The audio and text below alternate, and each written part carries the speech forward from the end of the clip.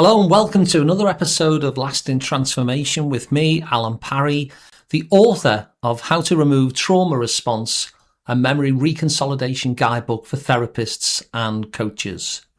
Now, in this episode, what do you do as a practitioner when you have a client who's really eager to go there and dive in and do the discovery work, but they also know that diving in and doing the discovery work will actually be quite triggering, will activate them, but they are eager to do it?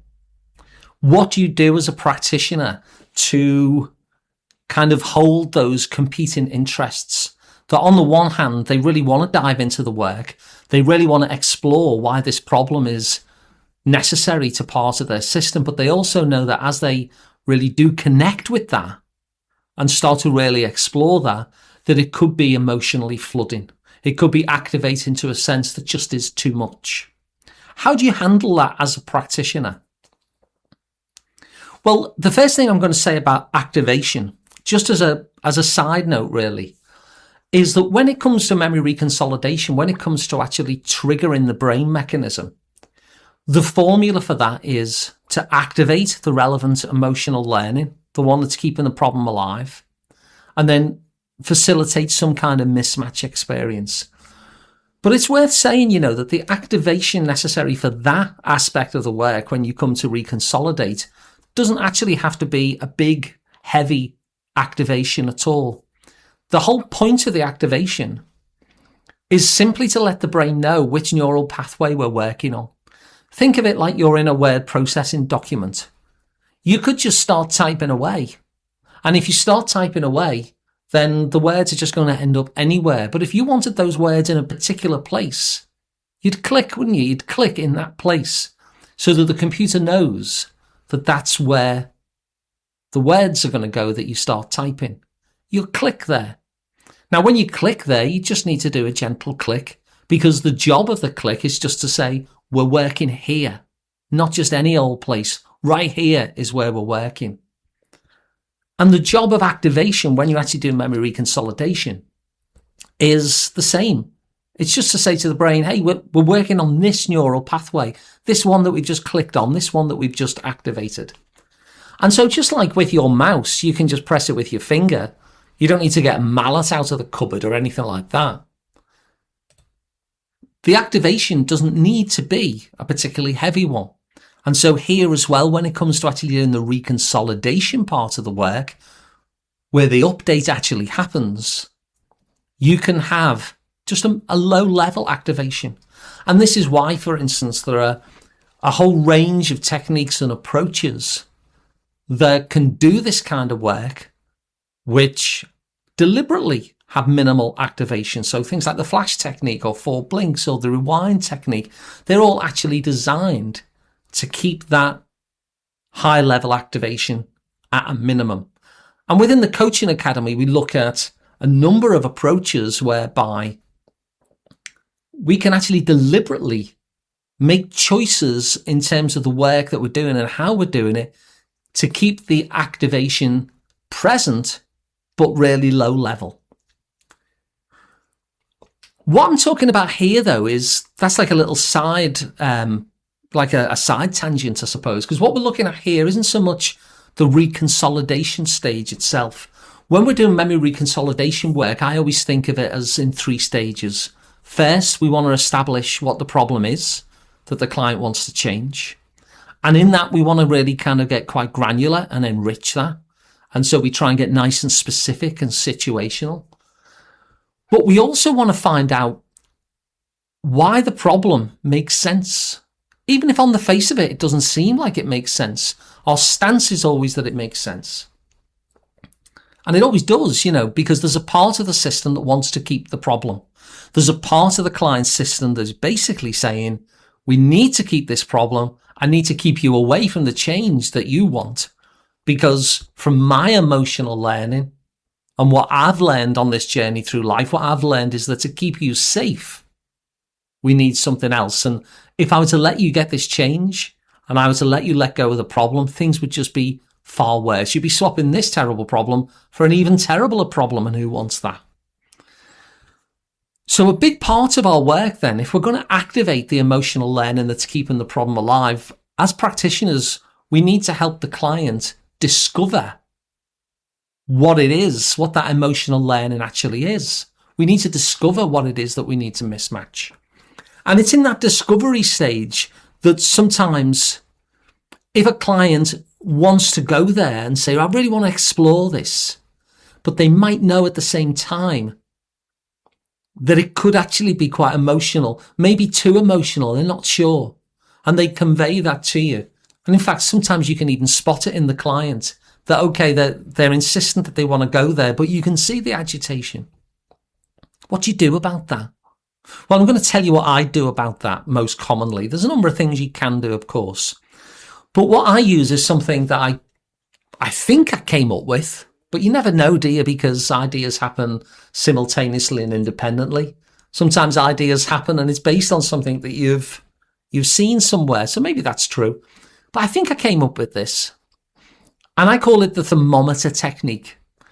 Now, the thermometer technique is just a way of holding space for the very fact that the client is concerned that going into the discovery work in the way that they want to might become flooding or overly emotional for them. And so what this technique does, the thermometer technique, it acknowledges that. And what I essentially would say to the client in that situation is I would draw out a thermometer. Now, I'm a terrible drawer, so you don't have to be a good drawer. You just have to draw something that looks a little bit like a thermometer and then scale it. Now, the scale that I use is probably not what a thermometer uses because temperatures can go very high, can't they? But I just scale things at 0 at the bottom and 100 at the top. Now, I don't do 0 to 10 because it's too tight. It's too tight a scale. I like the scale to have a little bit of air in it. So you could say 73 or you could say 26 or 28. You don't have to say 2 or 7 or 8 or whatever. So I like a scale of 0 to 100. And people tend to understand that as well. So we've got this thermometer drawn out conceptually. And we'll say, okay, 0 is you feeling nice and calm and 100 is the top of the scale. And the first thing that I do then is say, we've not spoken about this yet. We've not actually gone into the work. But we're contemplating it, aren't we? We're talking about maybe doing that. Just check in with yourself and notice. Where are you on that scale right now? On that scale between 0 to 100 on the thermometer, in terms of the level of activation or agitation or wherever it is, where are you at the moment as we just talk about potentially doing it today? And just allow them to check in and give you that opening number. Now, just having that opening number is useful because if someone says, well, I'm about a 90, that's pretty high, isn't it? But irrespective of what the number is, I'd also then look for some context. Because let's say someone says, oh, I'm about a 30. I might judge that as quite low, but the next question that I'm going to ask might actually reveal that 30 is kind of in the danger zone. So the next question I'd ask will give me some of that context. So I know where they are now because they've just told me. But then I'd say, so okay, you're at this number now. What's the point on the thermometer where if we were to reach that, it really would just genuinely be too much?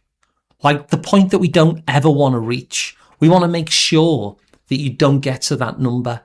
What's that number? The one where it becomes too much. And it does feel flooding. It does feel too much. It does feel like we've gone higher than you would have wanted to. What's that number? And now you've got two numbers. You got where they are before you've even started talking. We're only talking about doing the work, but you've also got a sense of the client where they're like, yeah, that would be too much. So they might say something like, at the moment, I might be at 25, 30, just as we're talking about it. 30 maybe. Yeah, I can feel it bubbling up. And I reckon that if we got to 70, that would be too high. That'd be quite flooding if it got as high as 70. Now, this is really important information. It's important information because you now know the distance that would need to be travelled in terms of the work for them to get from here to the flooding point. And so already that gives both of you some sense of where you're at.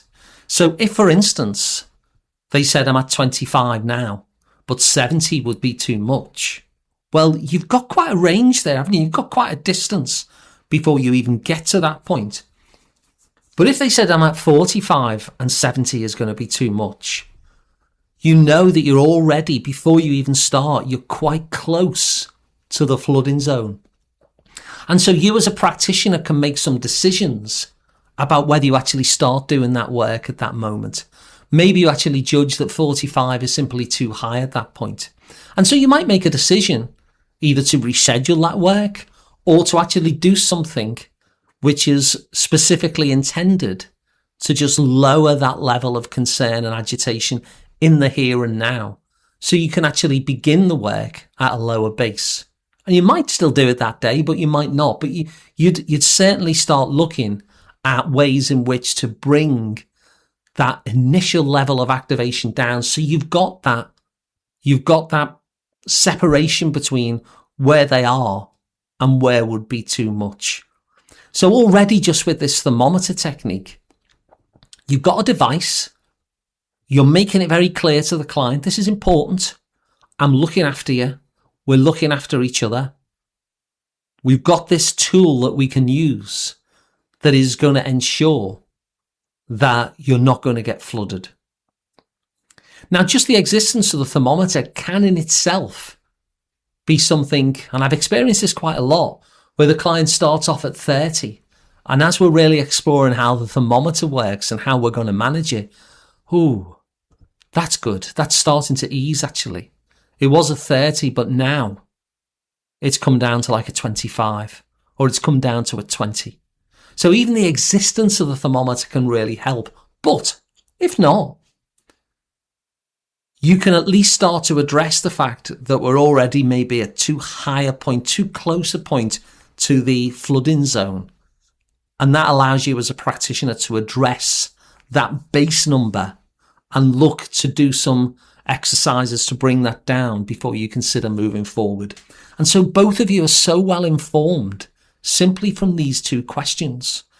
Both of you are so well informed in terms of ensuring that the activation doesn't get too much before you even begin. But if there is a buffer zone there, and let's say they've said 25 and 70 or something similar to that, there's now a third question. So the third question is, okay, we know where you are, we know what would be too much, but we don't want to risk getting to too much. We want to stop quite a distance before we get to too much. Because then if we overshoot a little bit, we're still in the safe zone. Whereas if we're still aiming for like, let's not go to 70, and we shoot over there, we're into the danger zone. So we're going to actually create quite a decent buffer. And so that's the next question. What would be a place that would create a really good safety zone? Which would almost be like an early warning system that says, oh, we've reached that place. We best just kind of calm this down a little bit. We best just take our foot off the gas, take a step back, because we've hit that point. It's not where we're flooding. It's quite a way below that. But we've actually come to that point, and so we need to start addressing the fact that we're in that point. So they might say, I'm at 25 now, 70 would be too much. Maybe 50, 55. If we were to hit 50, 55, we should really pause and just check that out and see where we're at with it, and maybe just pull things back a little bit, or maybe do something that can just bring the activation back down again, or pause the work, or calm the agitation before continuing. But just acknowledge the fact that we've actually hit the buffer zone and it's time to just step back. So they might say, I'm about 30 now. 70 would be the point where I'd flood. And I reckon maybe 50, maybe 55 is the point where that's a good early warning system. And so you've got that as well now. You've got that established. Now that you've got your three numbers, if you're happy to continue, the two of you, if the two of you are happy to continue with those three numbers, then you can start the work. But here's what I also say here. I will say, I promise to check in with you deliberately every 10 minutes. So every 10 minutes, come what may, I'm going to ask where you are on the thermometer at that moment. But whether 10 minutes have passed or not, if you notice that something has started to spike up towards that buffer level, then you let me know straight away and we'll respond to it. So you've got two safeguards there. One is a time-based one, where every 10 minutes, and I note that, I'll be like, I've just made that promise and it's 10 past. And I will make sure that at 20 past and half past and 22 and 10 to, I'm checking in. So we've got that safeguard. But also we've got this second safeguard that if at any point between those 10 minutes, they start to cover work that is producing a spike, they just tell me straight away, Al, there's a spike. And then we check in. Okay, just check in with yourself. What number you're on at that spike? And then they might say, I'm really close to that 50. And then we know, don't we, that we can just wind the work down a little bit. We can go slower. We can step away if we need to. We can do some sort of relaxation techniques or safety techniques in order to ensure that that comes down. We could decide to take a pause. We've got something there where we can actually talk to each other and say, okay, we're going to look after you here. And so at this point, it's gotten to that early warning system, and then you can make decisions together on actually addressing that. And this is why I say it's really useful, because the very fact that this is in place is a massive reassurance to the client who's like, oh, I really want to go headlong into this work. I really want to do the discovery work. I really want to find out what my invisible twin, the part of me that wants to keep the problem, what its worldview is, what its emotional learning is, why it wants me to have this problem that I don't want. I want to go there to discover that. But I'm also feeling anxious about that because I'm worried that it might actually trigger something. It might be too much. And what if it is too much? And simply moving from that place to actually, okay, we've got something here. We've got a framework. I'm being looked after. There's something in place here that means that I can go here and catch it before it gets too much. Itself tends to bring down the baseline where we are at now number. So just by putting this in place, just by having this conversation up front, by having this framework that's so clear in terms of how it's used, that is so caretaking as well, that we both have a role in, that they have the permission to go, whoa, I've spiked. That's too much. We need to pause. Or with me actually checking in and keeping that promise to check in every 10 minutes. We've got something here that gives them a sense of safety, that this is being managed, that they're not just in a no man's land here, but this is going to be managed. So every step that they take, they're able to check in. Is this still okay for me? And just by knowing that container is there is something that provides a sense of safety in itself. Now, I use this quite a lot. I don't use it with all clients. I use it with those clients for whom the activation is likely to be an issue. And so it's not something that's necessarily needed everywhere. But then again, if you were to use it with every client, it wouldn't do any harm, would it? But I don't find I need to do that. But with those clients in particular who are like, I think this might be quite triggering, but I really want to go there. This for me is a bridge that allows the client to do that from a place of relative safety, because we actually have something in place to consistently and continually monitor how they're doing, so that if that does spike, we know about it because they have the permission to tell. Or I might have just asked because the 10 minutes are up, and I'll say, oh, by the way, can I just check in again because we're at our 10 minutes. Just let me know what number you're at the moment. And it allows us to have that forum, that space, that platform to be able to look after the person's emotional safety as they're looking at work, which might sometimes be quite activating. Now, when you hit that buffer number, you can just pull back. You can take a pause, take a break, move into a more gentle direction, do something entirely different for a moment instead, which brings some positive effect. There's lots and lots of things that you can do. But typically what happens here is that it ensures that you're able to help the client go to the place that they want to go to, do the exploration and the discovery that they want to be doing without getting to a place of flooding. And so I really love this technique. It's really, really simple. There's nothing too highfalutin about it. It's just a basic old thermometer with a scale of 0 to 100 with those three numbers. Where are you now? Where's going to be too much? And what's our early warning buffer system?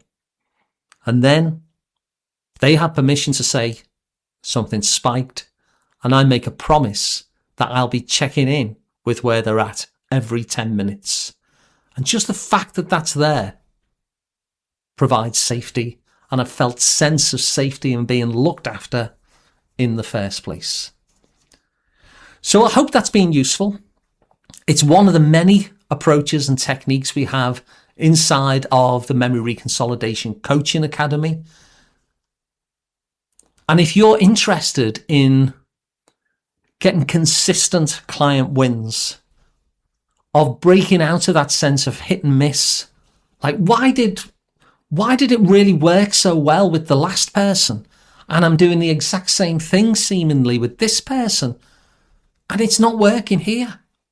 Why am I sometimes an absolute maestro, and other times I'm going around in circles and I don't know what to do? That's what the Coaching Academy solves for, because what we give you is a roadmap for consistent client wins, where it's not just improvement but transformation as well, because our destination always is memory reconsolidation. And as you know, that's the only known brain mechanism which is capable of functionally erasing the old emotional learnings that keep our problems alive. So if you're interested in joining us, or you just want to find out more about it, go to freshtherapists.com/coaching. I'll put the link in the show notes. If you want to find out what else is available, like free articles and other podcasts and my private audio training or free video training, go to freshtherapists.com and have a little look around and see what you can find there that interests you. And if you wanted to work with me directly one-to-one, you can go to alanparry.com. It's spelled unusually because it's the Welsh spelling of Alan. And that's ALUN And that could be for your professional development. It could be for your own stuff as well. But if you'd like to work with me directly one-to-one, then you can explore that at alanparry.com. So I hope that's been helpful. It's really helpful to me in those situations. And so give it a try. Make your own tweaks if you want to make your own tweaks. And I'll look forward to seeing you on the next one.